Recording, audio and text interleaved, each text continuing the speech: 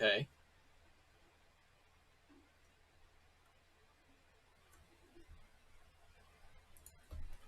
Let's see how this goes then. Maybe this will be better. Who knows?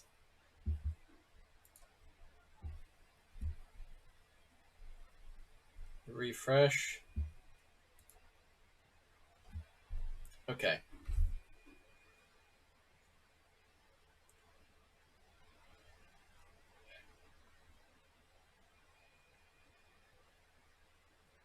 I have no idea what the quality is now, but at least the webcam seems to be smooth.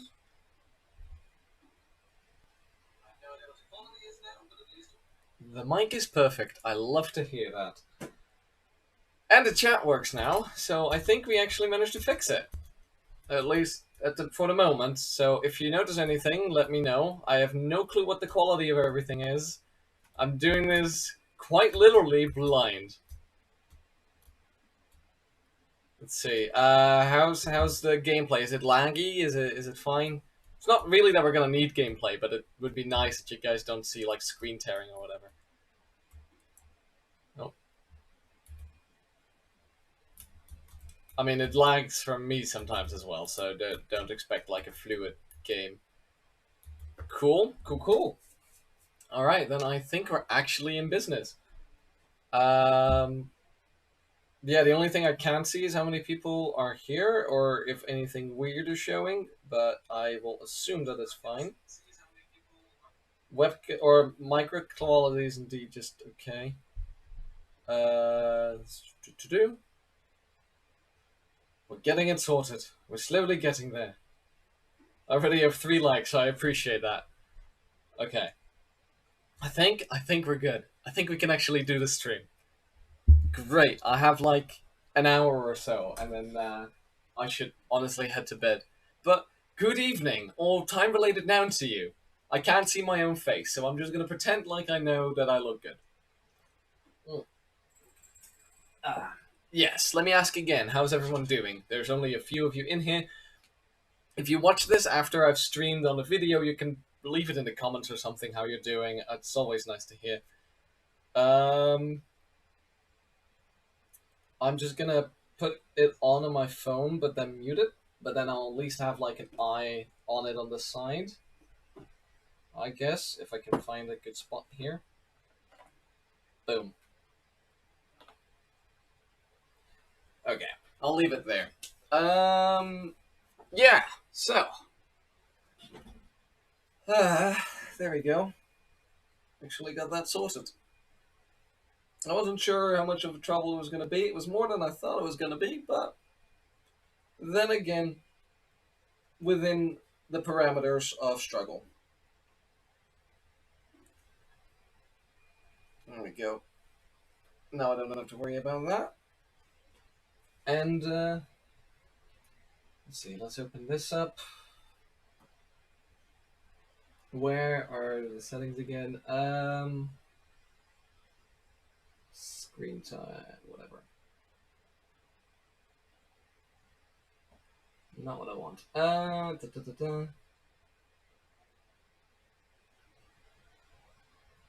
General. I have a tablet here that I'm going to be writing the notes on, and the chunker next to it. But I quickly want to make sure that it doesn't constantly go on a black screen whilst I'm working. The issue only is that I never really used my iPad, and I'm quite literally a bit of a boomer when it comes to Apple.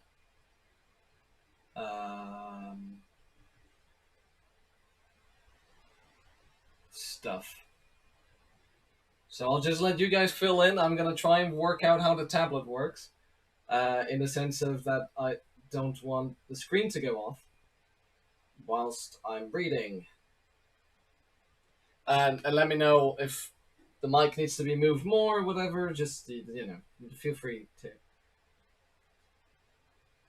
talk. Where on earth? It's not in Touch ID and Passkey. Oh,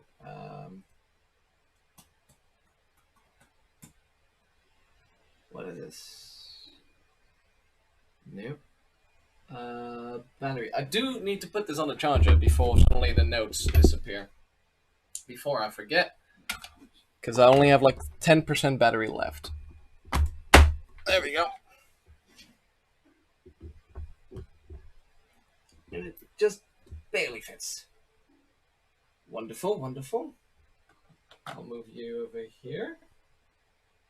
As you can see, very well prepared, very professional streamer. Definitely no issue here. I don't need the privacy. Is it display and brightness? I think so. Oh yeah, I'll lock 2 minutes. Never. Thank you. Okay, that was it. That was all I needed to do. Cool.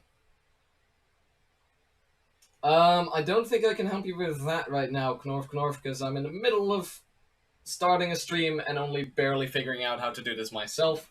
And I am not a server manager. I am just an admin on TOS, and even in that regard,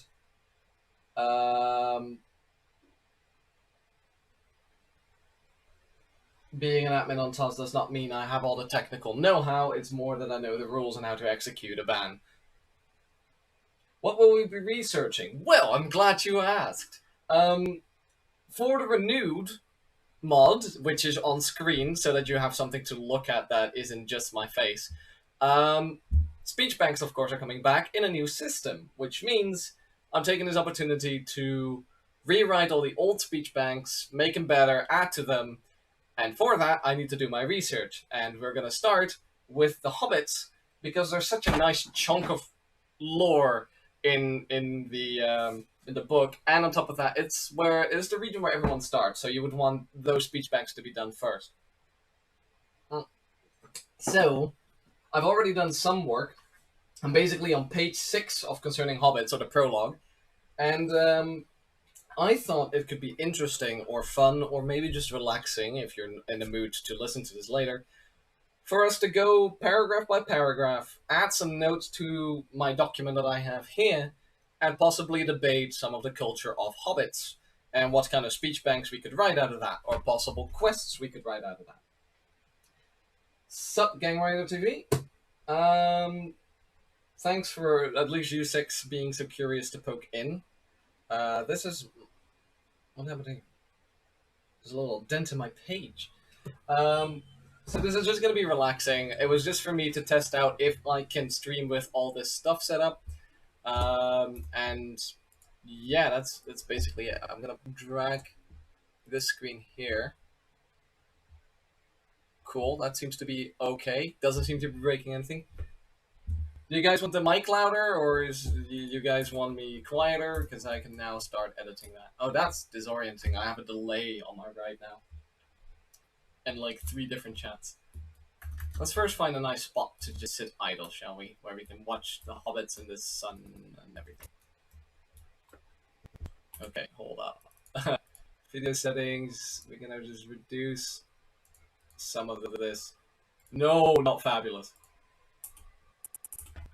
Cool. What's a nice scenery spot? Oh, I know. We'll just go to the Brandywine Bridge. Download Optifine. I should. By all means, I really should, and it's probably going to improve my life a lot. But I hate Optifine. It's just something with all the extra options. I can't deal with it. It's just too much for me. I would much rather have a laggy game with like the whole menu of my stuff that I'm not interested in and don't know how to read. Allocate more RAM. There is 5 gigabytes allocated? No, only 2. Why only 2? I had more. I used to have more. Okay, I do kind of need to fix that, you're right. But since this, I'll do that for next time, since the stream isn't about the gameplay footage, and once I stand idle, it will be fine. Oh, this looks like a nice little screen. Okay, I'm just gonna leave it on the screen here, and then you guys have something nice to look at that isn't just me, because I guess I could like do that a little bit better.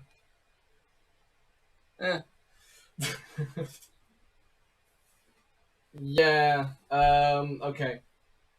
So good to know that when I'm loading and stuff that it lags out. I'll take that in mind for the next time. Is everything okay now again? I could go 8 GB, but I would rather stick to like 5 or 6 because well, I'm also streaming and that also requires gigabytes of RAM. Oh, but again, I'll take that into account for next stream. I'm not going to go change things now because that'll probably lead to more of a mess. But yeah, now that people are slowly filed in, I guess. I don't exactly know how we're going to do this. This was just something random I thought of.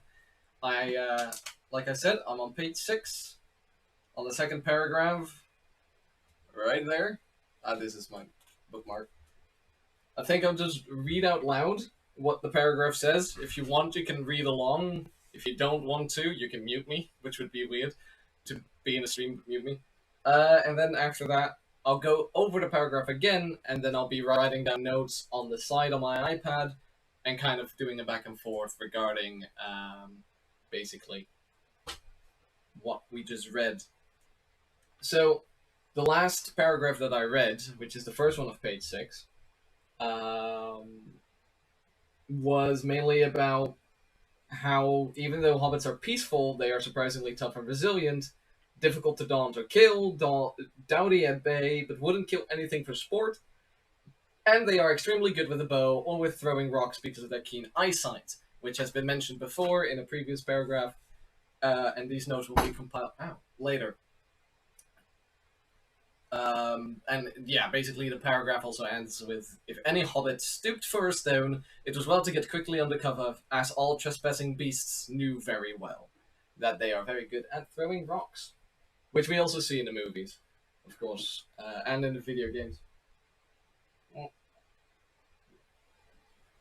So, then without further ado, I actually do want to get some notes down, so I'm just gonna start working, and I'll basically take you guys along on a bit of a working journey of me preparing for Speechbanks. I have not done the Hobbits before. This is the first time. I've done the Near Harad one. I've done Bree, which Bree was a lot easier because there's not a lot of speech or like lore about Bree.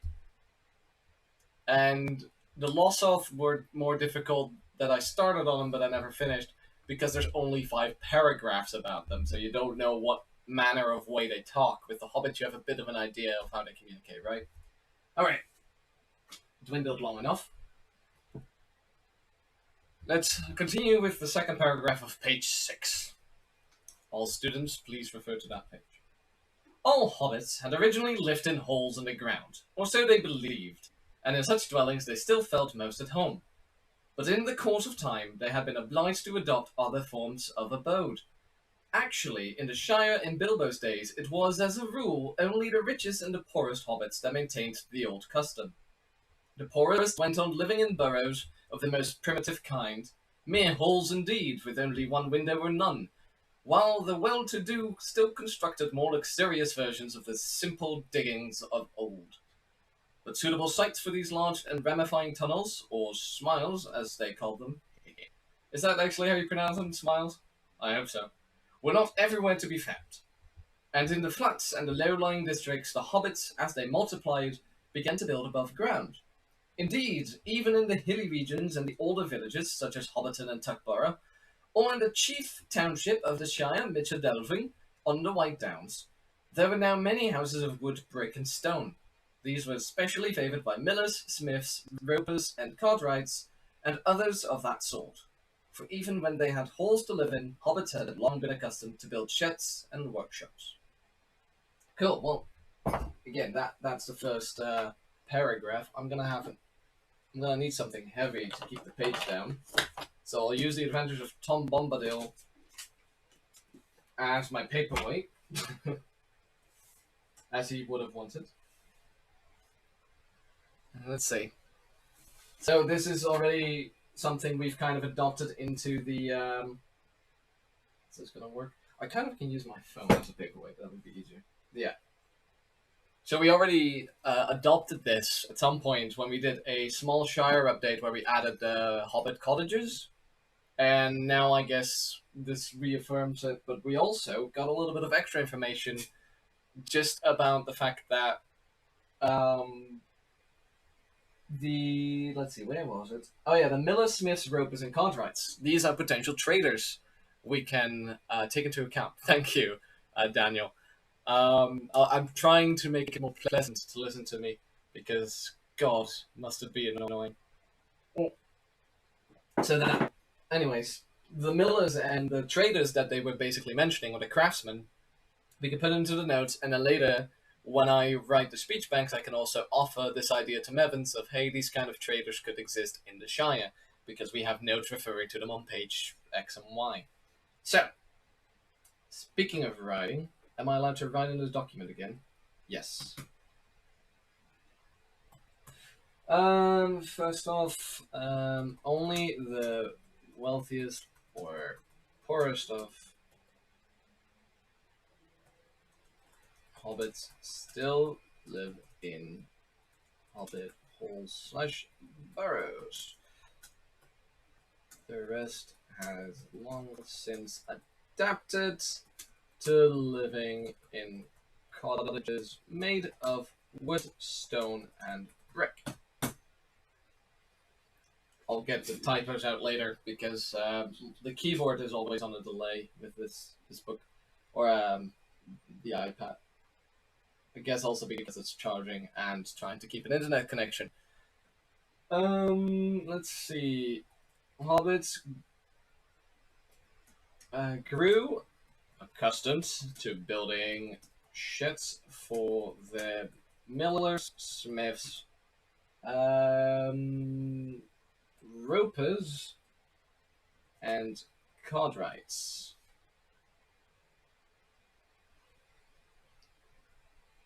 Smiths, not somethings. Come on. I swear, I love writing on this tablet, but sometimes it's just a pain. Apparently the letter I does not want to always type as well. Okay.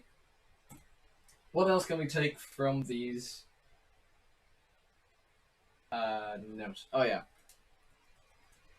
The poor hobbit holes had 1 to none windows.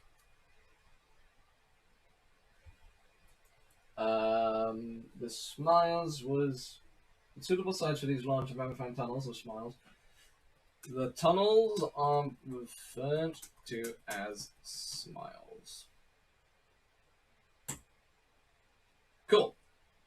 That was the first paragraph. And this is basically what I do on every piece of information I can find about a faction in the book. And I go through the appendices, and every time a hobbit or something related to hobbits is mentioned, I have to read that paragraph or chapter and take all the notes and then compile them into usable notes. Yeah, the renewed paths are insanely beautiful and fun to walk through. I would fly around with the Elytra, but I forgot to allocate more RAM, so we're not going to do that. Cool. Alright, well then. Next paragraph. And this is literally what we're going to be doing all night. If you guys want to have conversation, let me know. Then you can just talk and chat. I'll respond. But until then, the third paragraph of page 6. The habit of building farmhouses and barns was said to have begun among the inhabitants of the Marish down by the Brandywine. The hobbits of that quarter, the East Farthing, were rather large and heavy-legged, and they wore dwarf boots in muddy weather. But they were well known to be stores in a large part of their blood, as indeed was shown by the down that many grew on their chins. No Harfoot or Fellowhide had any trace of a beard. Indeed, the folk of the Marish and of Buckland east of the river, which they afterwards occupied, came for the most part later into the Shire up from south away, and they still had many peculiar names and strange words not found elsewhere in the Shire. Ah, man, when I read about the subraises of hobbits, I got so excited. Have I ever tried to play Lord of the Rings mod with small ships? No. I'm a bit of a purist sometimes where I don't like to add mods to the Lord of the Rings mod. I think it works fine. The new boats of Renewed also are a lot more pleasant to use. I know in Dark Times, I think at some point they wanted to add small ships or a different version of ships, but at that point I already retreated from that community because I was busy with school.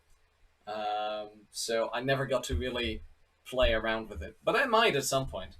I would like to try a few more things out. My friend set up a server that has a Lord of the Rings mod and a whole bunch of other mods. So I might actually check that list to see if the small ships one is in there. Yeah, I know you meant a mod. But I just don't play with other mods usually. I just have the Lord of the Rings mod. I don't need anything else. um, so, from the paragraph we just read, it starts off with the habit of building farmhouses and barns was said to have begun among the inhabitants of the Marish Down by the Brandywine. Now we can do two things with that. Either we can write down um, nothing on this regard because it's a bit of history and this could be a lore note, but not as much. Well, yeah, I guess lore notes could matter in this. But we can also say that maybe in the terrain generation there should be more farms or farm buildings around a Brandywine because they started it, so these would be older. And this is kind of one of those decisions I have to make, or at least I bring forward. But I think I'm gonna leave it as a lore note because I don't see the reason to. Because this used to be, and it's no longer the only place where the farmhouses are. So I'm gonna write that down. Yeah.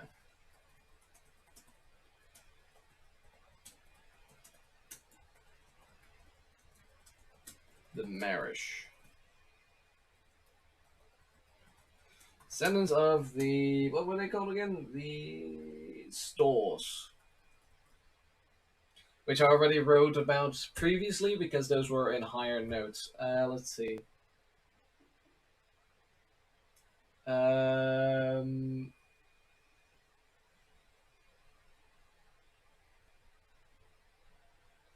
where are they?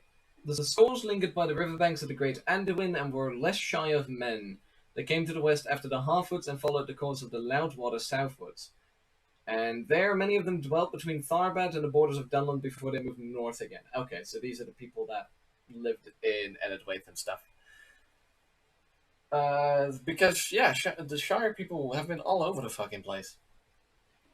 Though, not anymore in the current day of the War of the Ring, but it's a good note to have. Let's see.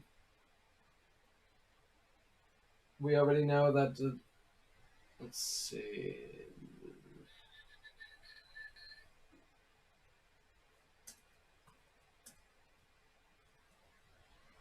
I'll add a note that they wear dwarf boots in muddy weather.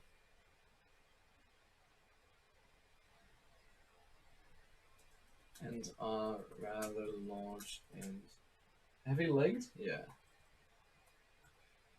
Berserker Hobbits unit? Question mark? Okay, actually, I'm getting a headache from this, so I'm going to take it out again.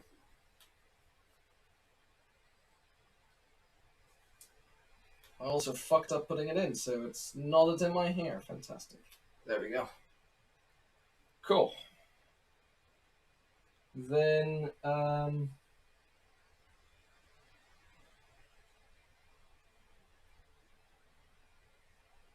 since they don't mention what kind of names they use, we can't really make a note of it. So we'll just move on, I guess. Half of the Fellowhide Adventures in Beard. Only the stores have traces of facial hair. Next note. Next paragraph. I can't tell. Oh, this is a big one that leads into page 7. So, I hope you're ready. Get your notebooks ready, children. It is probable that the craft of building, as many other crafts besides, was derived from the Dunedain, but the hobbits may have learned it direct from the elves, the teachers of men in their youth. For the elves of the High Kindred had not yet forsaken Middle-earth, and they dwelt still at that time at the Grey Havens away to the west, and in other places where they had never been known to climb it. Indeed, few hobbits had ever seen or sailed upon the sea, and fewer still had ever returned to report it. Most hobbits regarded even rivers and small boats with deep misgivings, and not many of them could swim. And as the days of the Shire lengthened, they spoke less and less with the elves, and grew afraid of them, and distrustful of those that had dealings with them. And the sea became a word of fear among them, and a token of death, and they turned their faces away from the hills in the west. There you go. Now this is a very interesting paragraph, because this does not only teach us about how the Westfarthing people, like Greenholm, and yeah, I guess there should be Western Marches somewhere here, maybe, how they viewed the Tower Hills, but also how hobbits became a bit more mistrusting of elves and of the Dunedain, and generally become to fear the sea.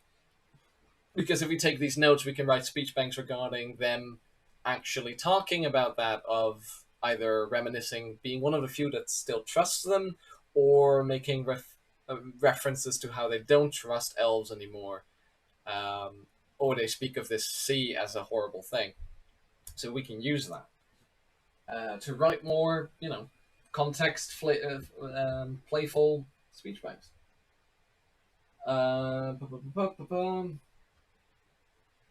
The hobbits likely learned to build from the Dunedain and the elves. It's probable that the craft of building, as many other crafts was assigned, was derived from Dunedain, but the hobbits may have learned it direct from the elves. So it's not and the elves, it's all the elves.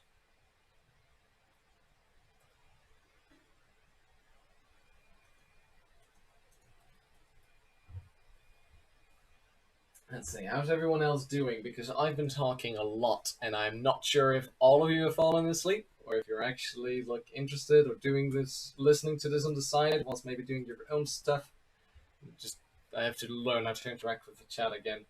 It's been so long since I've streamed.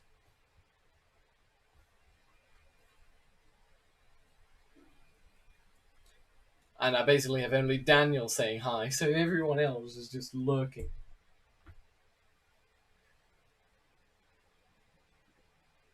But at least everything still seems to be holding up. We've already been streaming for half an hour. Oh god. Yes, it is the 3 books in 1 book. It is all the 1400 pages. Oh no, sorry, 1100 and something. 1175-ish. But it is everything, including the appendices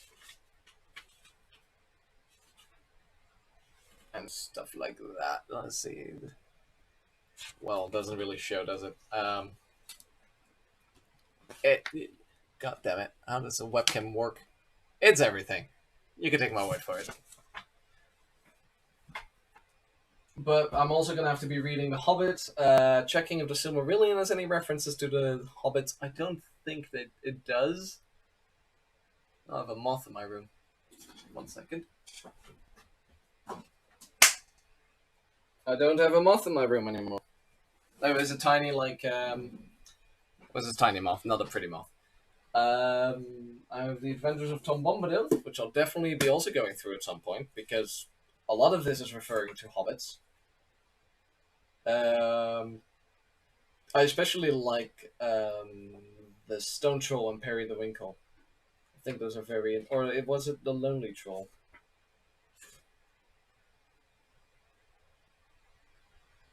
Anyways, I can write more stuff with that book. Oh, you don't know that The Adventures of Tom Bombadil exists? Oh, it's an amazing book. It's so cute. It is all in kind of rhyme form and melodies.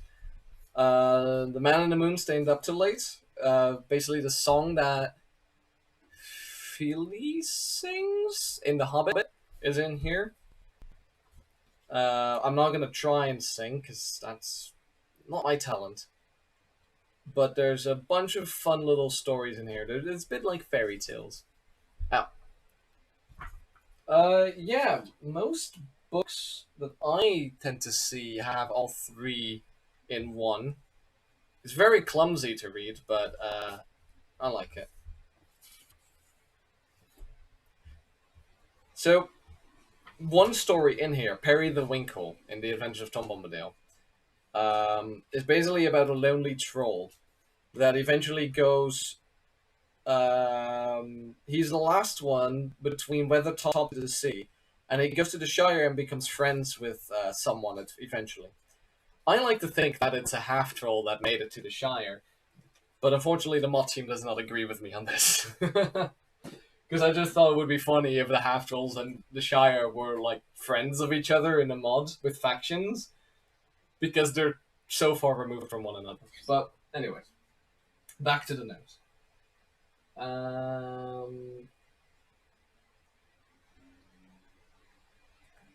The hobbits know about the three towers in the Tower Hills and believe from the tallest one you can see the sea. However, none have climbed it. On top of that, yeah, the hobbits. A few have seen the ocean, but very few have returned, and now they fear it.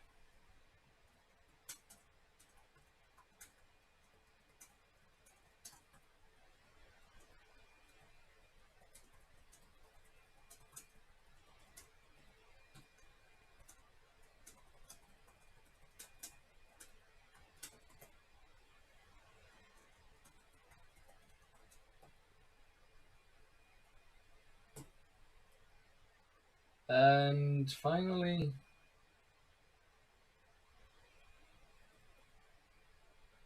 my laptop or my tablet is being very slow. It's kind of sad. Oh yeah. Hobbits have slowly estranged themselves from elves. Started. Was it fearing or mistrusting them? Afraid.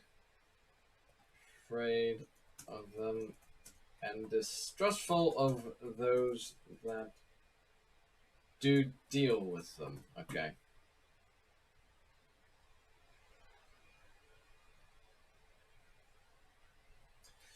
Very well. Another paragraph done. And this is literally how that goes. And it takes forever if it's a faction with a lot of lore. I'm not looking forward to doing the Gondor bits because I'm going to have to read everything of Gondor. And given that most of the appendices are written from Gondor's point of view, it's going to be a drag. Next paragraph, however. The craft of building may have come from elves or men, but the hobbits used it in their own fashion. They did not go in for towers. Their houses were usually long, low, and comfortable.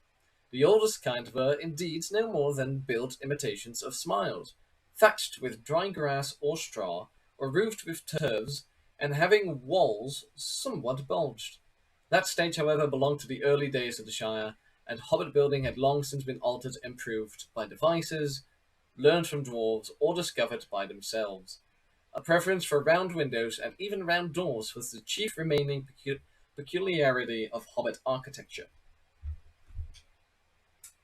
A short paragraph, thank God.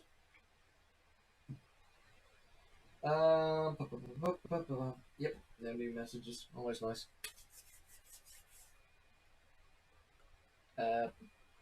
For some reason, my bullet points ended, so I'm going to start a new one. Old Hobbit houses still followed the style of smiles, round walls, thatched dry grass, or straw roofs.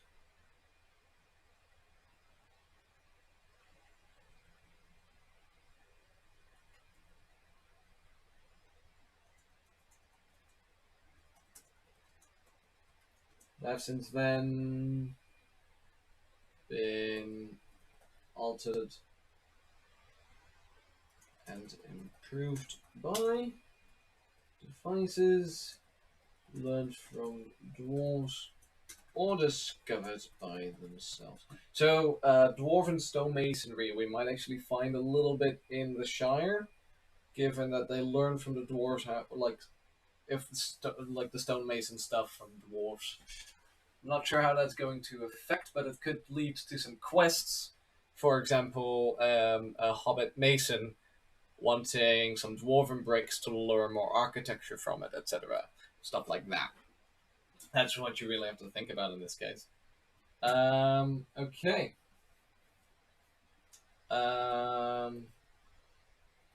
Round windows and doors are one of the few persistent peculiarities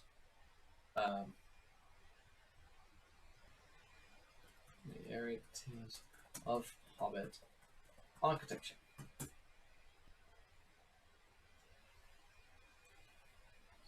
There we go. How are people here? There's only a few hobbits really walking around, aren't there? What do you have to say, sir? You don't have anything to say to me. Fair enough. I guess that's what we're working on.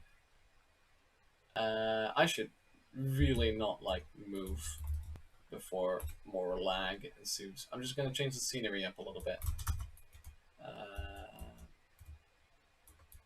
I want the bridge in there. How about like that for a bit? Seems good. Okay. The houses and the halls of Shire hobbits were often large and inhabited by large families.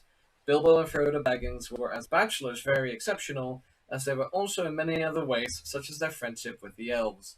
Sometimes, as in the case of the Tooks of Great Smiles or the Brandybooks of Brandy Hall, many generations of relatives lived in comparative peace, together in one ancestral and many-tunneled mansion. All hobbits were, in any case, clannish and reckoned up their relationships with great care. They drew long and elaborate family trees with innumerable branches. In dealing with hobbits, it is important to remember who is related to whom and in what degree. It would be impossible in this book to set out a family tree that included even the more important members of the more important families at the time, which these tales tell of. The genealogical trees at the end of the Red Book of Westmarch are a small book in themselves, and all but hobbits would find them exceedingly dull. Hobbits delighted in such things, if they were accurate. They liked to have books filled with things that they already knew, set out fair and square, with no contradictions. Oh, the next few chapters are going to be fun, because that's about pipeweed. This is, yeah. I saw a glitch on my stream. I don't know what that was. I think it was just my screen briefly, like, flickering. Hope you guys didn't have any effect of that, but let's see.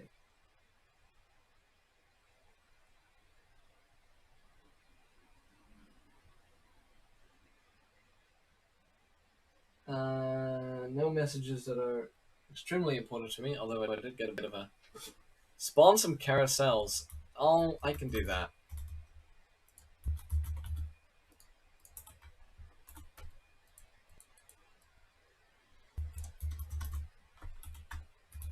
Big flopper. Tag. I need an anthem for this, don't I?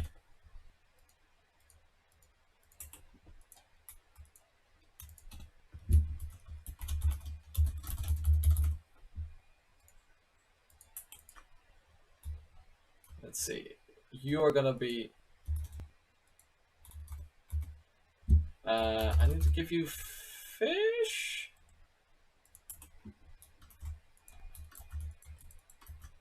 What do I tame you with again? Raw meat?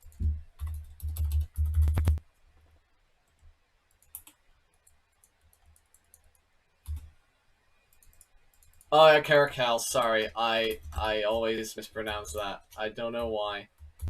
Cod you say? Raw cod. Okay. Where's Big Flopper? There you go. I don't think he's actually chunkier than the rest, but that's okay. Do I still have the name set? No, I deleted it. Oh, whatever. We have a big flopper walking around. Oh, yes, he is. He's a bigger boy. There we go. Yeah, thanks for the cod.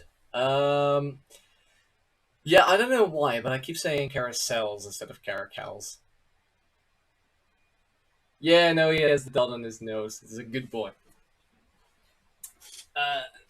It's one of the things where you really can tell that I'm not um, actually a native English speaker. That words that you read, you might pronounce differently. So I never really learned that it was caracals until somebody pointed out to me that it's caracals instead of carousels. I'll just pretend that they're Elvish, and then I can say caracals. Hey, Oneno. Welcome to me reading some paragraphs about Hobbit. Speaking of, Hobbits are obsessed with family trees, clans, and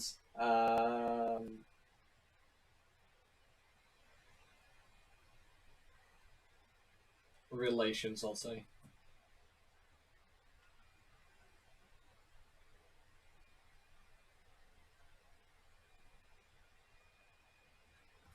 Hobbits love books that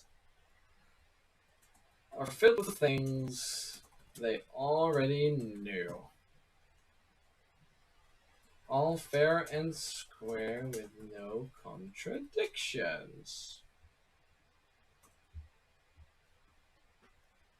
Elvish caracals, yeah. No, that is how it should be, because that's how they're pronounced, because for some reason the English can't make up their minds on how to pronounce certain words. Anyways.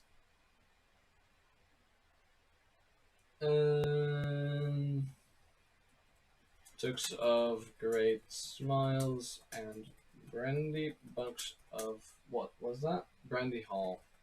Because I can use those later as references. I like that comparative piece together is in between brackets. Okay, I'm gonna move on. Hey Dane, I'm doing quite well actually, which is why I'm doing this stream. Also, I'm gonna pour myself a new cup of tea because we're gonna talk about pipeweed, and for that, I feel like I need to up my maturity levels a little bit because, well, the standard jokes are always made. This teapot requires a careful pour, which also means that it takes fucking forever to fill up a cup.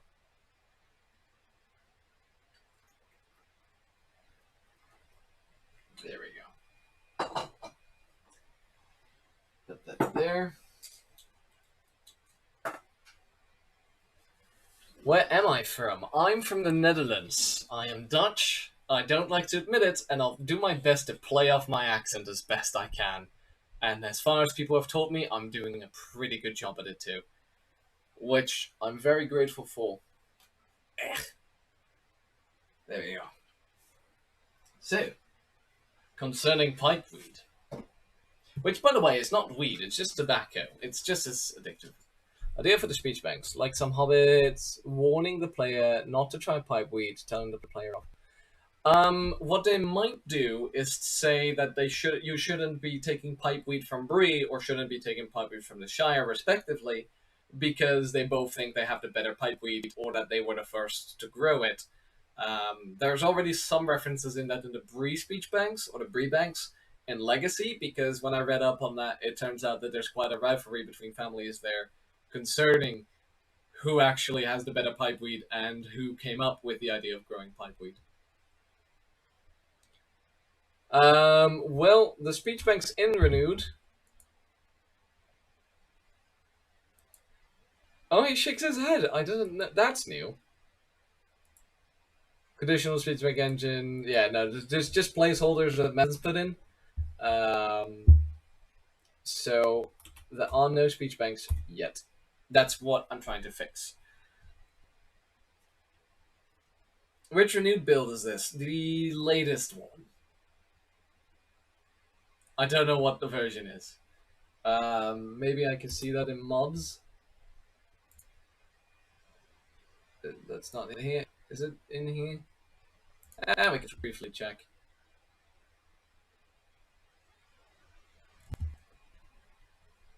Yeah, he was real sad he couldn't be talking to me. Hobbits love to talk though, although not usually with big people. 4.4.1. That's apparently the mod version I'm running.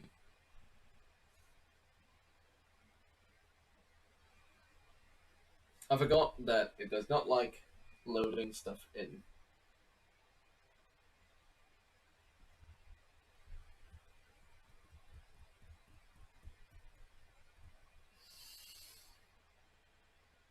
So let's hope I didn't crash my Minecraft just now because it's not responding. But in the meantime,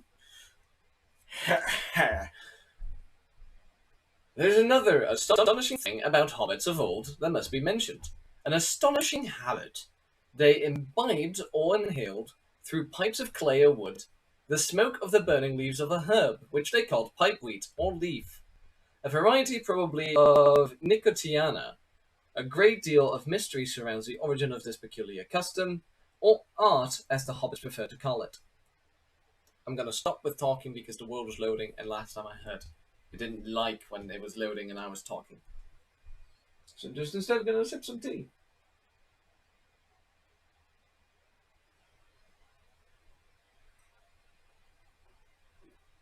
Ah.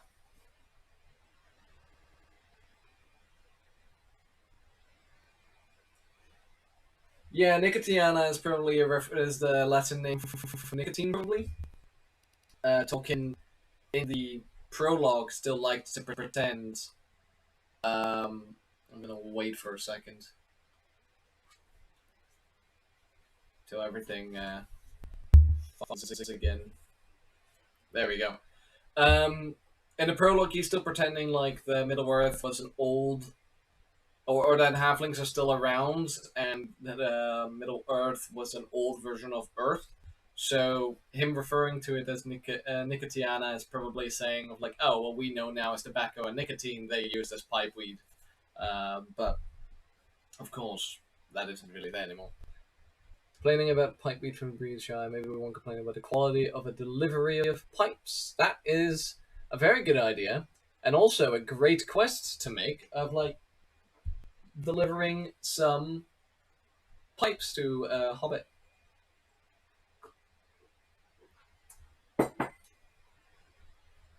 And we'll keep that in mind once I get to the actual writing. For now, we're still doing all the research.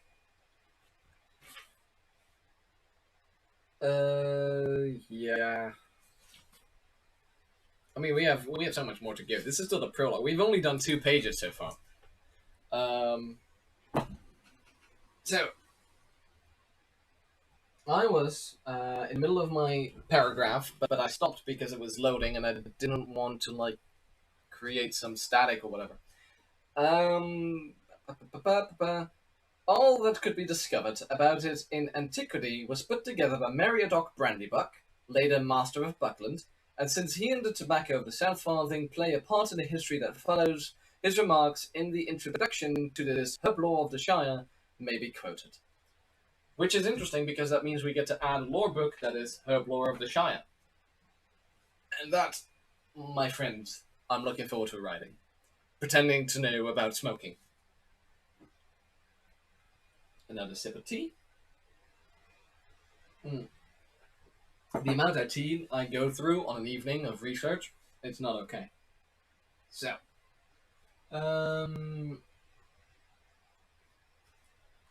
Hobbit pipes were made of clay or wood.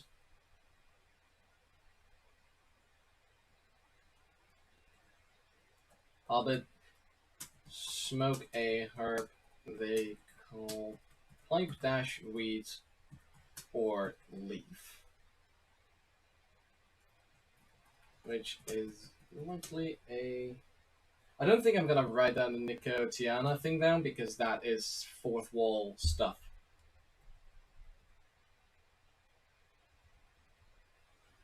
Okay.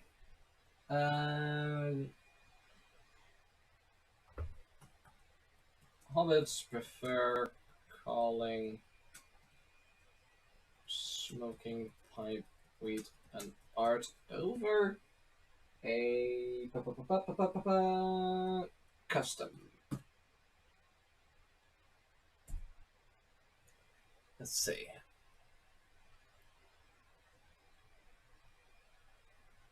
All right, see you around, Ornano. Thanks for tuning by. It's probably me that's lagging, to be fair. This is still just a tryout. I'm gonna have to watch the stream back later to see how everything kind of looked, and then do the improvements, such as allocating way more RAM to my Minecraft, because I could swear I did that, but apparently it didn't say. And then maybe some other fixes, you know, as we go through. Right.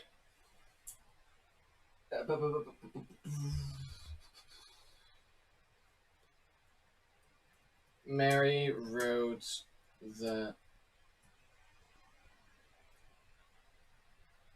Herblore from off the Shire.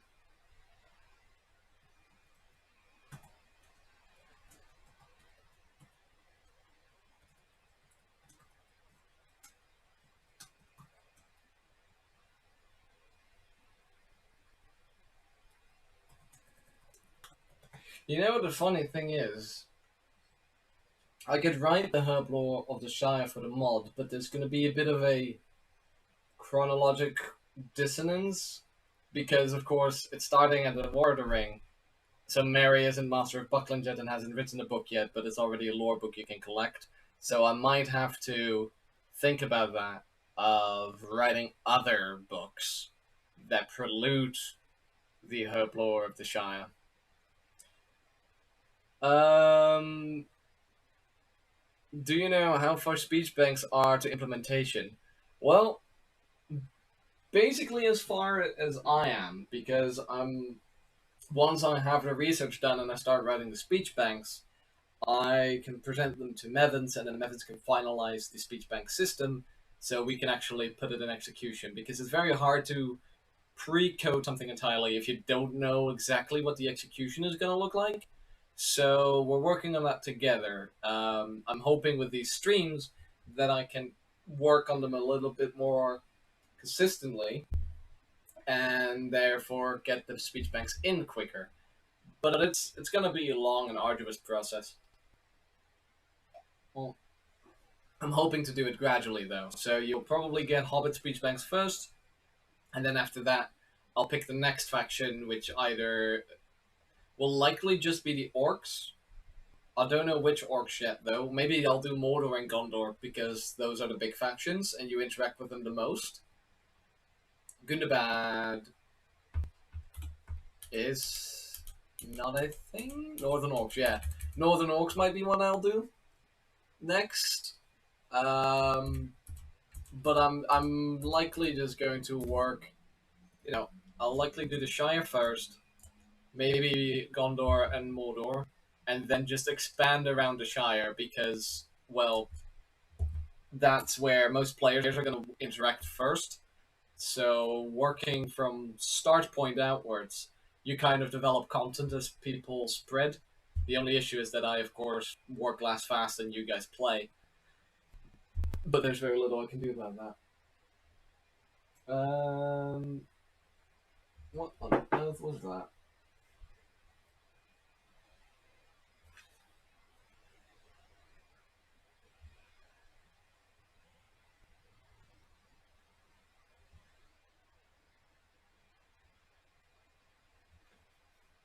Okay. I'm gonna drink more tea. Because I can, and it's nice. It's cinnamon tea. I don't like cinnamon. Cinnamon is great. Mm. It was raining earlier, which really puts me in like the writing mood, which is why I did this. But now the rain has stopped, and I'm just sad. Okay. So we're gonna get an excerpt from the Herblore of the Shire now. I can't do a merry voice, unfortunately. Otherwise, I would have definitely tried. I can do a little bit. No, I'm not gonna butcher a bad accent, am I? best not. Best not. This, he says, is the one art that we can certainly claim to be our own invention. When hobbits first began to smoke is not known, all the legends of family histories take it for granted. For ages, folk in the Shire smoked various herbs, some fouler, some sweeter. But all accounts agree that Tobold Hornblower of Longbottom in the South Farthing first grew the true pipeweed in his gardens in the days of Isengrim II, about the year 1070 of Shire reckoning. The best homegrown still comes from that district, especially the varieties known as Longbottom Leaf, Old Toby, and Southern Star. How Old Toby came... oh, that's actually the next paragraph, so I'm going to stop right there. I thought I might not have, like, the exact information. Nice. It doesn't have the exact thing, of course, that we can use, but there's some history in there that we can put into notes for Speechbanks later, especially for hobbits that are in the South Farthing, or just smoking in general.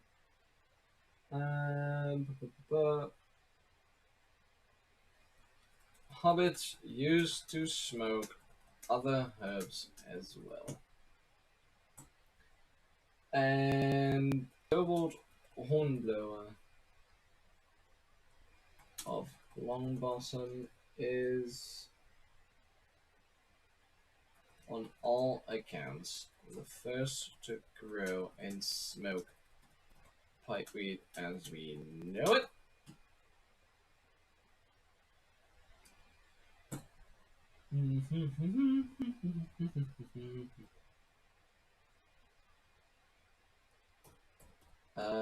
It's space.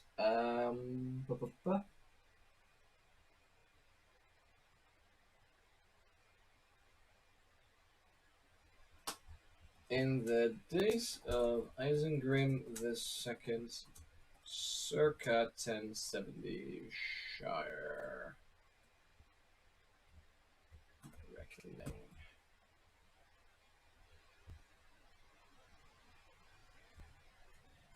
Old Toby, Longbottom Leaf, and Southern Star are all grown in the South Farthing. Let's see. Or maybe a Speechbank someone could claim to be descendant of Old Toby or something like that. Maybe, but then we would have to know that they have the Longbottom surname as a name, because, of course, we just discussed hobbits are very proud of their family heritage and being a Took or a Brandybuck. So the hobbit who says they're a direct descendant of Old Toby must have a Longbottom surname, otherwise that wouldn't add up or would be in conflict with each other. What's your opinion on the bow AI that's work in progress? I haven't tested it yet. I played a little bit of Renewed on the server that I set up, and I was quite intimidated by how difficult the AI now is with shields and stuff, and axes. So I'm looking forward to seeing some bow stuff come back and seeing how that goes. Order that variety of pipeweed is a direct descendant of Old Toby's. That could be a thing, yes. People would definitely be claiming that their pipeweed is better than the rest. This is very common. Oh, it's thundering. Weather clear. I think the Shire deserves sunshine, don't you think? Oh! Orange fade glow. Okay. I'm gonna leave that there. Next paragraph. Also, for some reason, once again, my bullet points is suddenly ended for no reason. Okay, let's see. I'm good with 1.9 PvP, but lord, they are hard, and the hitboxes of shields are broken. Yeah, it's all going to be tweaking, and the more people play and playtest, and we can see footage or, like, get results from it, the better we can fix or tweak the PvP of the Lord of the Rings mod. But people are complaining about it, but at the same time not playing it or showing us any, like, you know, long-term results of people practicing or doing stuff and just messing about. So we can't really know what to fix, because it just sounds like, oh, I don't like this meal. Well, you haven't ever tried it. So how do you know you don't like it? Kind of that deal is going on. So hopefully, with bows and some other weapons coming up, people are going to be more interested in trying Renewed a bit more. What upcoming feature are you most looking forward to in Renewed? Some of the new speech bank system, but that's of course because I get to work with a lot more tools. Other than that, is there any new feature in Renewed that I'm really looking forward to? Um,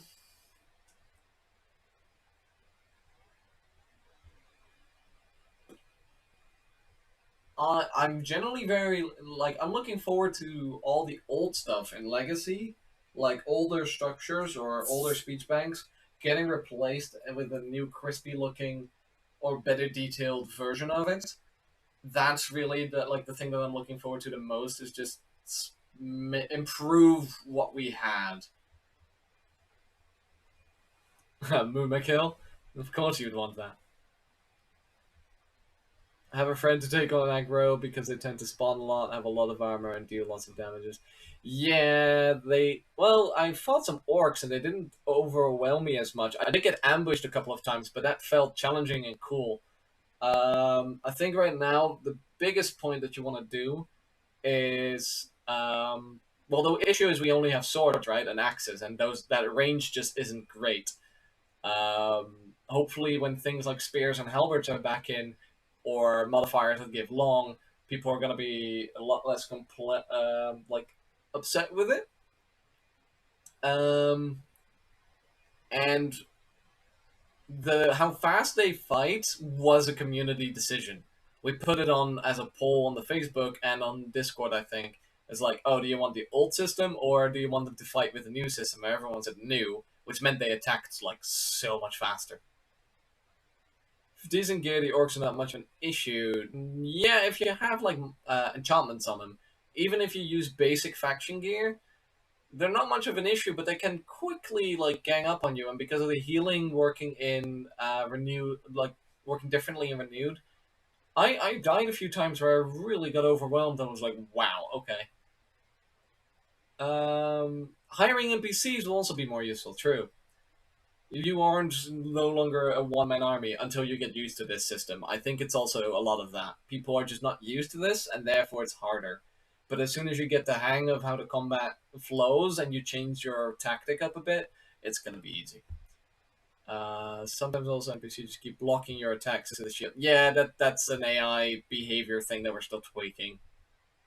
Again, that requires playtesting and better understanding and stuff like that. But also, I mean, the player can use an axe, and you can just break the shield. Like, that's a thing you can do. So, if the AI can do it, why are you not doing it? And it's kind of the thing you have to get used to. Just, one thing that I do, first time I did it, I absolutely hated it. Second time I did it, I was fine with it. And then the third time I started really liking it is the new custom waypoint system. Those, basically landmarks or the milestone stones. What do you call them? The waypoint markers, I guess. Building those is a lot of work, but it's so much more rewarding and kind of cool to have a centralized thing now that I actually quite like it. But you guys are all gonna hate it at first, and then later you're gonna get used to it, and then you're just gonna bring the materials from the get go, and you're gonna be fine with it. Like I noticed that when you don't have the items you need, or you don't know what you need, it's very annoying and tedious. But once you have this stuff, it's just fine. It's cool. You have your little description and everything. Um, Imagine if they would crit you jumping with it. Oh my god! I don't want to see a berserker run up to me and just leap jump with a fucking crit. That's like, oh, imagine the Rudar man just all being very jumpy. To do in multiplayer for those waypoints and enemy territory. Well, you can't put like certain waypoints within the radius of another, I think, but also you're going to be able to see it. So instead of people raiding you and you not being able to know where their fast travel point is because they just made a custom point, you can clearly see a totem that shines light, and you're like, okay, that's where they're coming from. Build up defenses around that.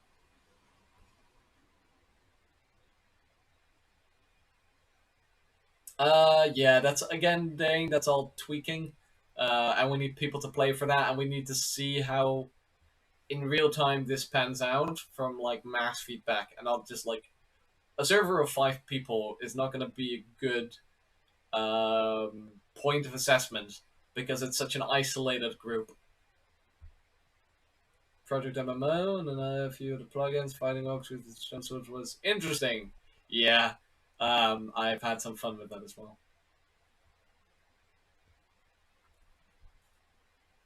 I mean, it should invite you, Dane, if it's very visible, to then build like a war camp around it. But that is also a play style and a mindset that PvPers, of course, won't share with builders. This is kind of where that idea comes from of what audience are we catering to, and of course, we're trying to stay true to what Tolkien's kind of idea and feeling into the book is, which is a lot of exploration, mystery, and wonder, and that discovery, and like exploring the world. And then we're not gonna make it, that these waypoints feel more like a discovery than a random custom waypoint. So that's why that leans into each other. And I think once it's normalized or you get used to it, it's actually gonna feel much greater than the old system. Anyways, that was a lot of talking on my end regarding a nude, right? Let's see if we can do more about like old Toby here. Okay, next paragraph is kind of long, but it also refers to the Bree people referring to the Shire as colonists, which I thought was hilarious. I put that into Bree Banks, but I'm not sure if they ever got through. I think they did. Bree will be talking about a colony, and everyone will be wondering, what the hell's the colony?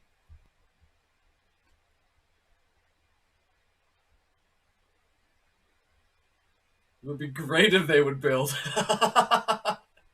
If only, right? PvP is building, what? Instead of hiring other people to build for them. Um, anyways.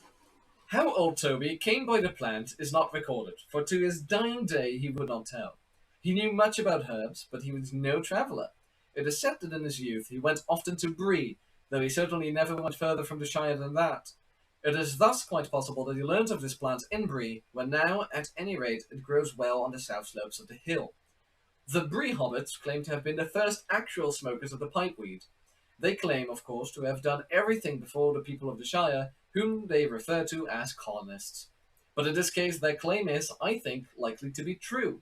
And certainly it was from Bree that art of smoking, the genuine weed, spread in the recent centuries among dwarves and such other folk. Rangers, wizards, or wanderers are still passed to and fro through that ancient road meeting.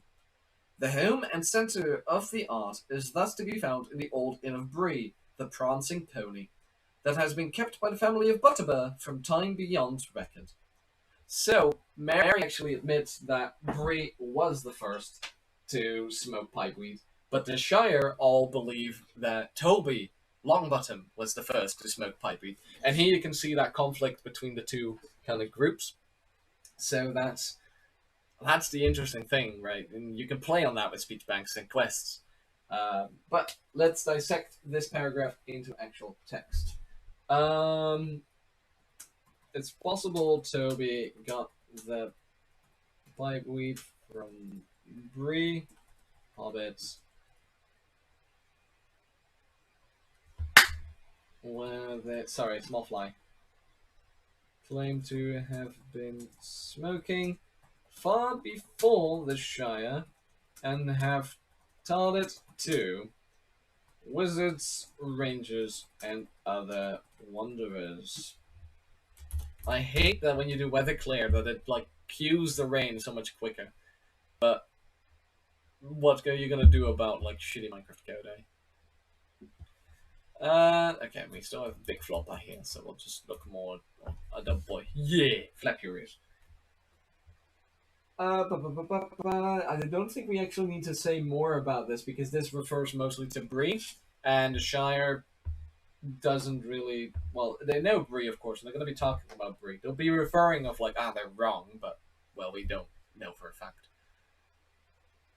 Okay, we have one more paragraph regarding the pipeweed, and then we go to the ordering of the Shire, which is every quadrant or farthing, and then of the finding of the ring. What? Don't you dare push the flopper. Nopa is based, right. That is the one, like, Easter egg reference that we have, at least. Someone even here from the English-speaking country? I don't actually know. I think Ornano earlier is actually English, but I don't know. Other than that, I mean, I barely have a clue where anyone is from. I don't even know where I'm from. Who am I? Let's see. How many people are we? Hey, we're over 10 now. Look at that. Absolute crowd.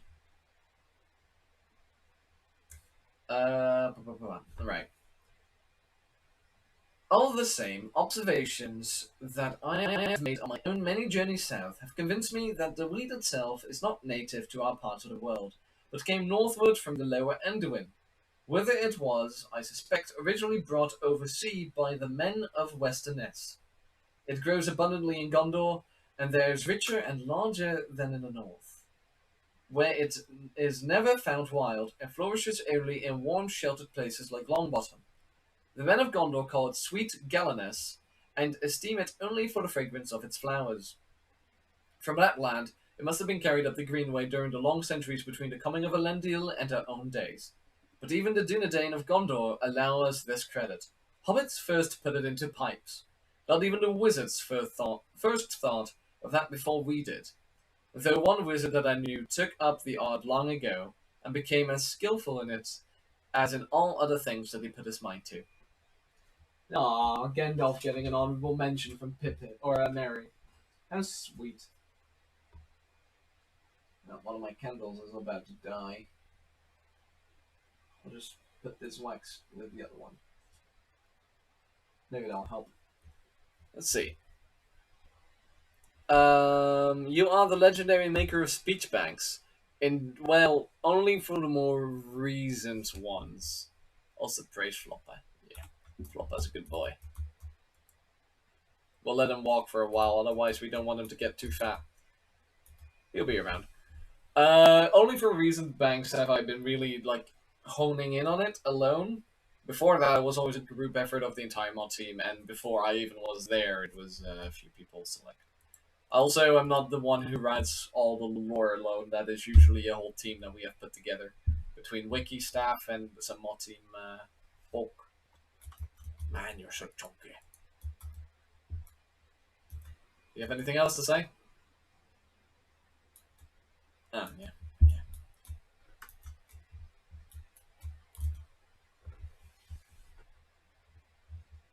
I basically at some point called dibs on Speechbanks and was like, no, I'm gonna write them. But it was always something that we kind of did at the end of an update. Is like, okay, the faction is in. Now we need to write Speechbanks, and it was kind of like the reluctant thing to do, or a quick fill-in. And I actually enjoy doing this, so I said, okay, let me do it.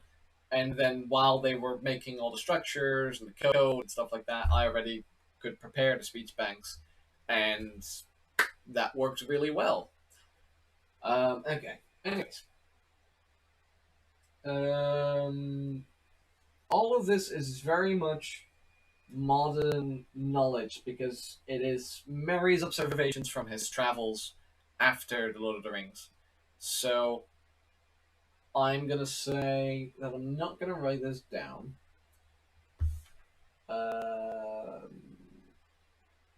And the idea that it is sweet Galeness, I'm gonna leave for the Gondor Speechbanks. So I'm gonna leave that out for the Shire notes. I don't think anything else in there was of important value. What time is it by now? Oh, it's already midnight. Okay. I'll go for another 30 minutes and then I'll call it a day. So we can do the ordering of the Shire, which is another 2 pages. Yeah, okay. Didn't miss any special notes. So. We'll just have to sit with the rain for a second. I don't think it's gonna stop anytime soon. My throat is also slowly showing that I've been talking a lot. This Shire was divided into four quarters, the farthings already referred to: north, south, east, and west. And these, again, each into a number of Falklands. Oh, I didn't know about that. Which still bore the names of some of the old leading families, although by the time of this history, these names were no longer found only in their proper Falklands. Nearly all Tooks still lived in the Tookland, but that was not true of many other families, such as the Bagginses or the Boffins. Outside of the Farthings were the East and West Marches, the Buckland, page 98, and the West March, added to the Shire in the Shire Reckoning 1452. Okay, I see. I'm gonna add like page 9 to this so that I know what page we're on now. I was about to say that that's good that we are in the same time zones, but I realize that most of Europe is, yeah. Honestly, only the UK or very far Eastern Europe, I think, are in different time zones. Maybe Portugal. I'm not sure about that anymore. Portugal does something weird sometimes. The Shire is split in four farthings, and there's farthings in Falklands. Falklands are often named after big families, although many in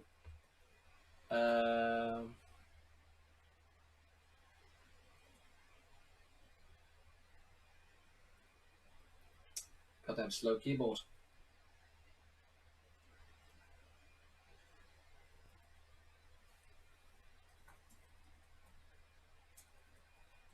Are now known. Side of the farthings were the east and west marches, the Bucklands, and the West March, added to the Shire in 1452. What date is it?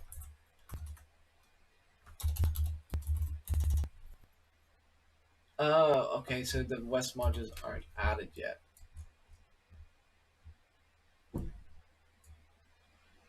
Interesting. Okay, so basically when the story takes place, the West March has not been added to the Shire. It's not part of the Shire yet.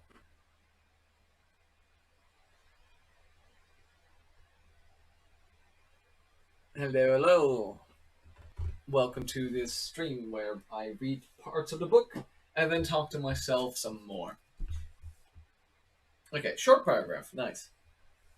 The Shire at this time had hardly any government. Families, for the most part, managed their own affairs. Growing food and eating it occupied most of their time. Ain't that a mood? In other matters, they were, as a rule, generous and not greedy, but contented and moderate, so that estates, farms, workshops, and small trades tended to remain unchanged for generations. Okay, well, that's good to know.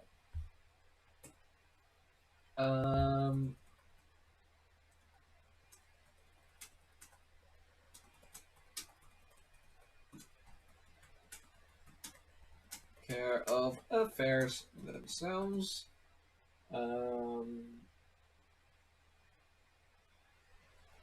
They often preoccupy themselves with agriculture and were, as a rule, generous and not greedy, but contented and moderate. So that estates, farms, workshops, and small trades remains unchanged. So what I would really like to do, or at least suggest for methods to do, is that if you talk to hobbits, that maybe sometimes they'll just pass you some food for free. One, so that you don't have to fucking loot every single house you come across when you start the server or a run through. but also because it's generally said that they are very like generous in gifting stuff to each other.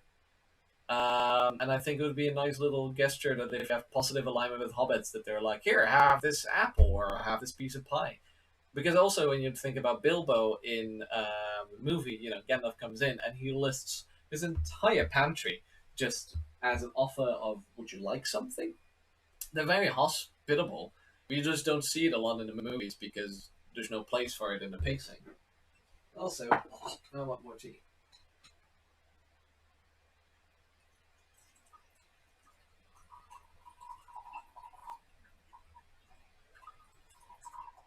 Come on. Oh, that's my tea. That's too bad. Well, that's good actually because I was about to round up anyways. But we're gonna do a little bit more. Um, yeah, I'll just jump straight into the next paragraph. There remains, of course, the ancient tradition concerning the High King at Fornost, or Norbury, as they called it. That's important. Away north of the Shire. But there had been no king for nearly 1,000 years, and even the ruins of the king's Norbury were covered with grass. Yet the hobbits still said of wild folk and wicked things such as trolls that they had not heard of the king. For they attributed to the king of old all their essential laws, and usually they kept the laws of free will because they were the rules, as they said, both ancient and just. So it's interesting that they call Norbury or Fornost Norbury because Bree calls Fornost Dead Man's Dyke, which means that a bunch of different people have a different name for the same location, and you need to know when to apply what.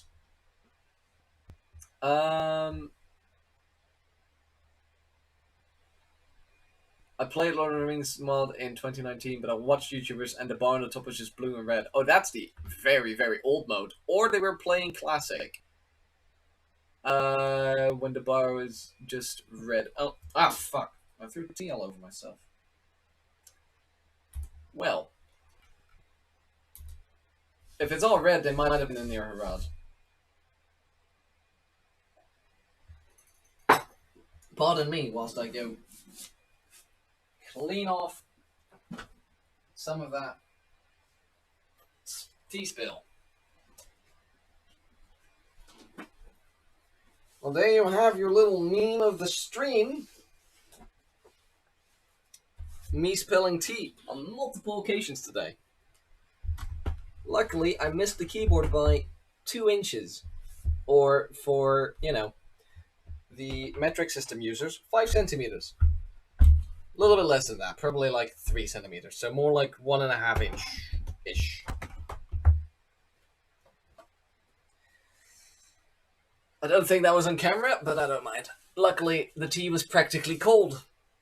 Kind of the same whenever you defeat an invasion in a town village that they could reward you for the help. That would be very difficult to do because then every NPC needs an updated state regarding to another system. So the system of the invasion that then every NPC needs to check to be in a radius of, and then when it's defeated, it destroys itself. But then the state of the NPC still has to be changed in that regard. It could maybe be done, but then I would rather put it on a quest instead of on a random emergent event. Because, you know, you get the cheesy effect like with Skyrim, where you kill a dragon in a village, and people are like, oh my god, a dragon! It's like, oh, dragons are around, and then they just ignore you altogether. Let's see, I have to look up a bit.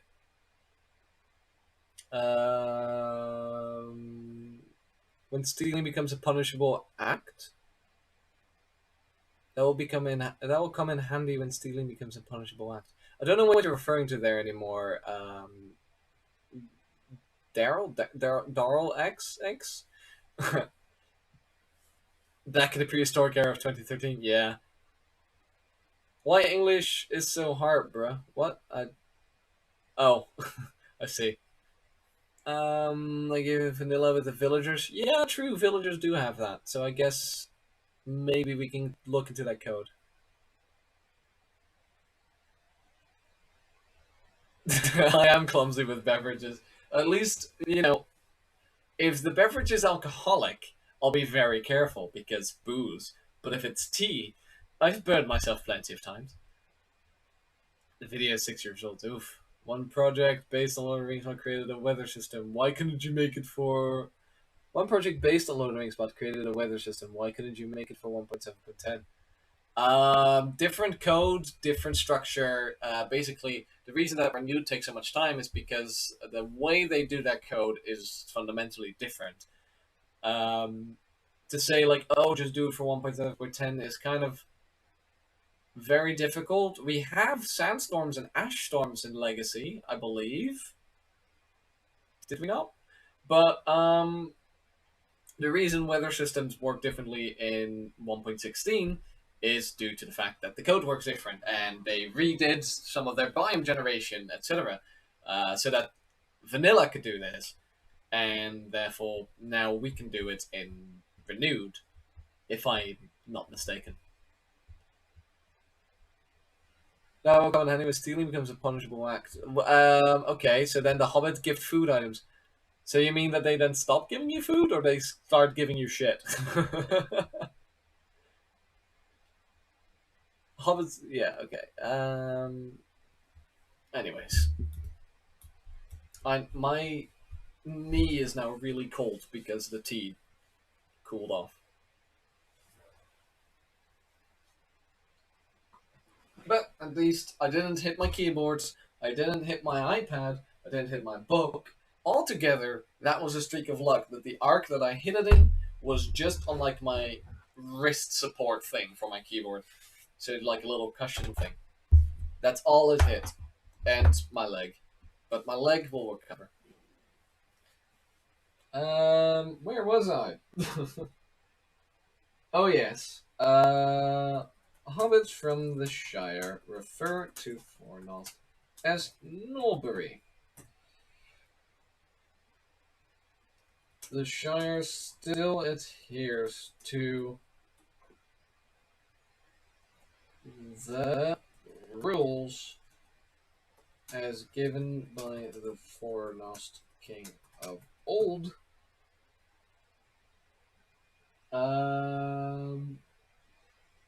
Yet the Hobbit still said of wild folk and wicked things that they had not heard of the king. I'm a bit confused by that sentence. But there had been no king for nearly 1,000 years, and even the ruins of King's Norbury were covered with grass, yet the Hobbit still said of wild folk and wicked things such as trolls that they had not heard of the king. Instead of wild folk and wicked things.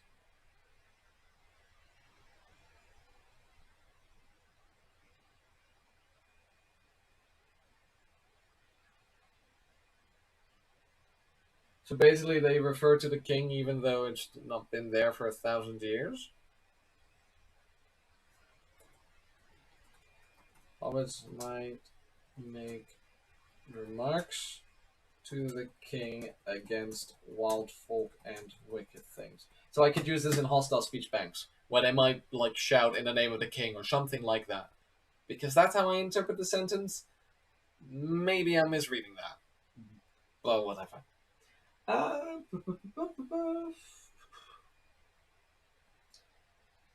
For they attributed to the king of old all their essential laws, and usually they kept the laws of free will because they were the rules, as they said, both ancient and just. Yeah, they'd still hold to some old rules, I guess. Okay.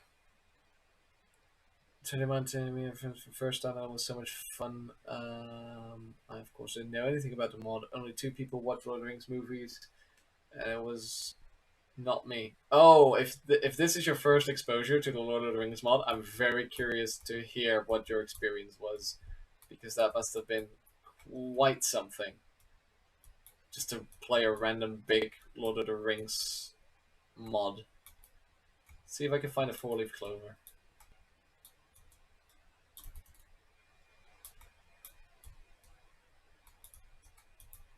I think if I want to find one, then it has to be isolated, right?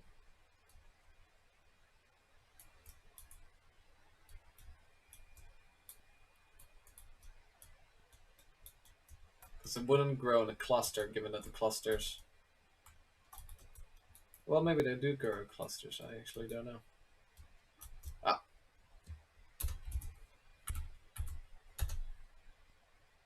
Fire Red was like. I'm surprised it's only the Russian community. Each server has its own launcher, and this is very convenient.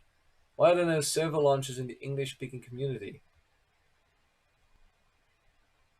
I don't know the answer to that. I don't. I know very little about like the weird launchers that people put together. I think because since Minecraft is predominantly English, we just use the standard system because we don't, or it doesn't have to be dubbed or catered to a different language. Because people, for example, in Spain, or at least I know that the Hispanic community in gaming is usually its own thing, so that's why I use Spain as reference. But also Russia, not all of them speak English, so they set the server launchers up and everything so that's easily accessible for them without having to go through the English forums or websites and stuff like that. It just works for that gaming community. I think the English don't do it because we have access to everything. And we are kind of in this privileged position where we feel like we don't need it, and therefore we don't think about it. Farwood. Yeah, Farwood is wild if you go there for the first time. Would swear the name of the king they served 100 years ago. I think that they still call in King's Norbury, even though there's no king. Well, if you read the text, they do like still speak about the king. It's just, and they hold those laws. It's just that yeah, they very much view themselves independent, but I think there's still some sort of loyalty towards the rules and laws that the king set up. This is something I would have to discuss with the mod team. Basically, I don't get to make that call on my own. Why do you guys like Flopper so much? I don't know. It at some point just became kind of like a mascot. You just at some point you just associate with it. It's a cat. People like cats. We don't look further into it than that. It's a cat that is big and flops its ears. What more do you want? Rune. Oh, I love Erin Caron. The redwood. Oh my god, that's a gorgeous area. I'm also a big fan of very rocky areas like Emmenwinion and Emmenwheel. Although I think that the legacy Erin wheel looks a bit better than the renewed one, but that's personal taste. It looks better now, but I like the uncontrollable rockiness that it was in Legacy. Launch for the Morgul client. I've never even heard of the Morgul client, but that's probably for your server and everything community. Otis. My favorite faction is Dale. At least, yeah, it's probably Dale. I've never played as Dale, but I like the idea that it's the kind of simple fantasy kingdom. Like Gondor is so special with history, and Rohan has this whole horse thing, but Dale is just a human kingdom. And that's just kind of there. And they're in the middle of a war with drakes and Easterlings and all of that, but the leaning on the magic toys and the colorful roads and the fruit. It's that nice fairy tale form of fantasy that I like about Dale. Um, Maroon is cut out and renewed for now. I mean, we're gonna add it. We just have to do the core stuff first.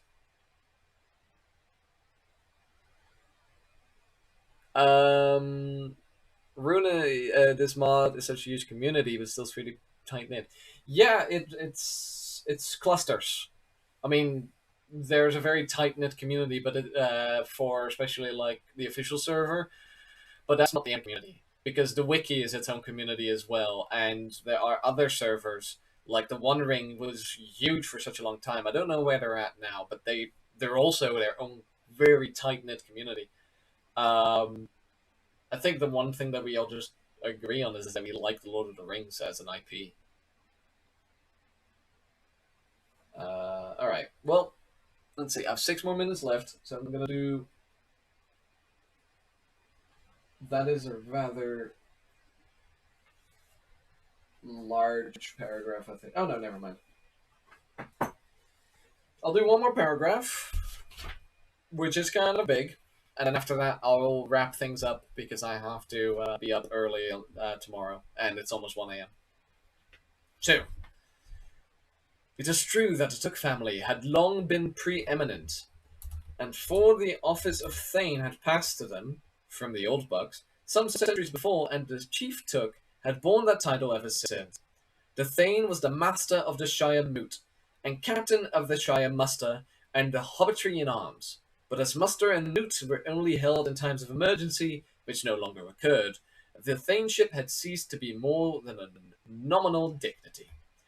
The Took family was still, indeed, accorded a special respect, for it remained both numerous and exceedingly wealthy, and was liable to produce in every generation strong characters and of peculiar habits and even adventurous temperament.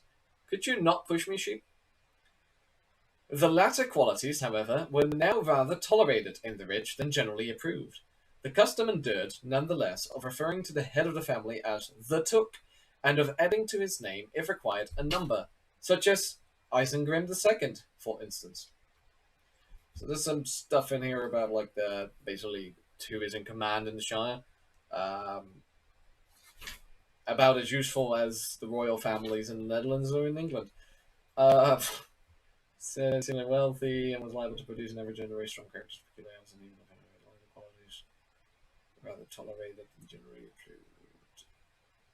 Yeah, people don't want the adventurous types anymore in the Shire, do they? I mean, they definitely got shit from Frodo and Bilbo. Let's see, what have I missed?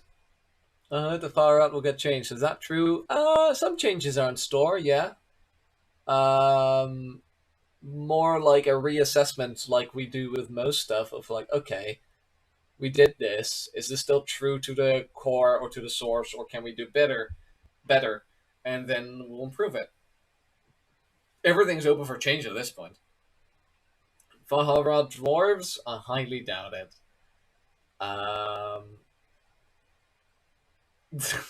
I'm pretty sure I never spoke about Safari elves. I spoke of the Corinrim and I spoke of the Limwaif, but never the fucking Safari elves.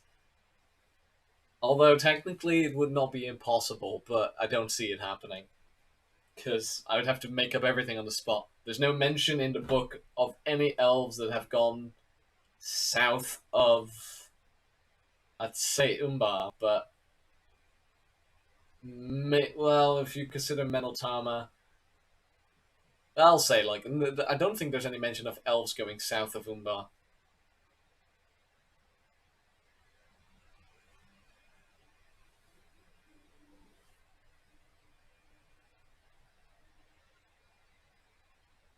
The trumpet elves are a thing we don't speak of.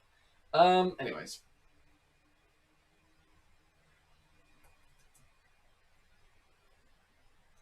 The Took family, for Office of Thane Penson, took over the Thane title from the Old Bucks, and since then have acted as chief of the Shire.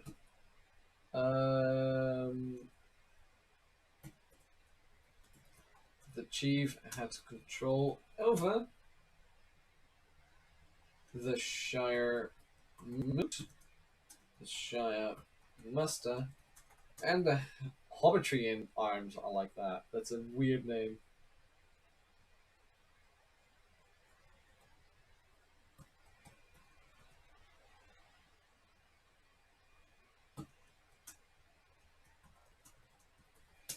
Were only held in times of emergency. The Thaneship had ceased to be more than a nominal dignity.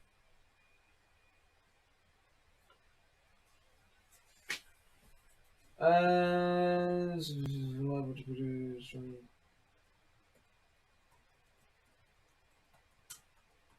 Took family still produced generations of strong characters of peculiar habits and even adventurous temperament. This is filled with typos. When you talked about new facts, you said Beowulf and Savari elves. No, those were the Avari elves. They are in Rune. And they are. Are the Avari elves the same as the Wayne Riders? I actually don't know that. Safari elves? No. Avari elves? Yes. Also, I'd like to remind you that I did that entire video in one take without ever stopping, so I might have mispronounced because my mouth was drying up. It was 40 minutes of me non-stop talking. Did you? I like the idea though, Daniel. It's an interesting pool.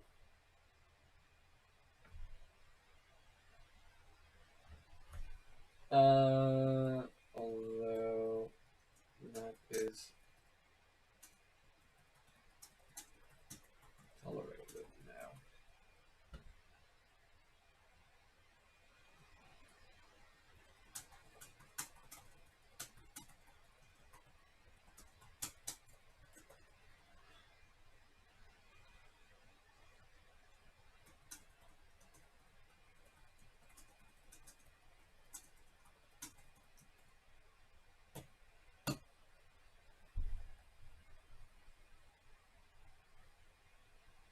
Beornings, yeah, the Woodman and Beornings are things that we've thought about.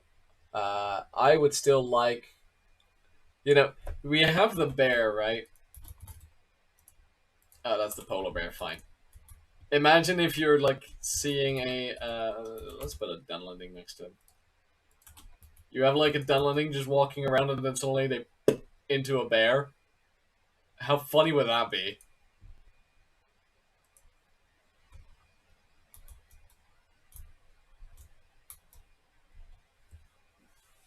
Just say, and they're a bear. That would be hilarious to me. I would die laughing, and I want an entire army of it.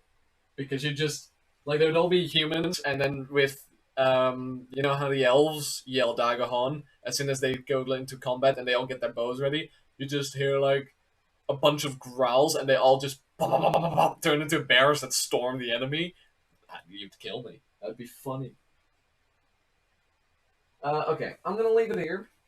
We're almost done. We're on page 10 now. But I am tired, and I need to go. So I'm gonna be rounding things up. They could change like whenever, or more like at night, only like werewolves. No, werewolves are a different thing in Middle Earth. And even then, they don't really listen to the moon. They are just shapeshifters in evil sense. Beornings turn into bears whenever they damn well please. But when they are bears, they might be a bit more aggressive or prone to attack. I think. Because Beorn himself is said to be like a bit more unpredictable and wild when he is a bear, and then kind or stern when he is a man. But they have full control over when they transform. Werewolves too. Sauron can turn into a werewolf technically, although we've rarely seen him do that. That's Silmarillion stuff, and theoretically they can still be in Middle Earth, but the Lord of the Rings and the Hobbit don't mention of them. This is all like Forgotten Tales or appendix stuff. But that's enough from me for today. I'm gonna save this document if I find out how. I'll just back tab. I think it's saved. Yeah. Thank you all for coming out and listening to me ramble and talk and read. I hope you guys have some enjoyment in this as well. It was a bit of a tryout to see if I could get things to work. Doesn't seem too laggy. I hope it wasn't too laggy for you guys. It was fun conversation. Thanks for bringing some topics around. It was fun to talk about it. And I think I'm going to bid you all a very good night. Or time zone related now. And I'll probably catch you on the flip side. See you around.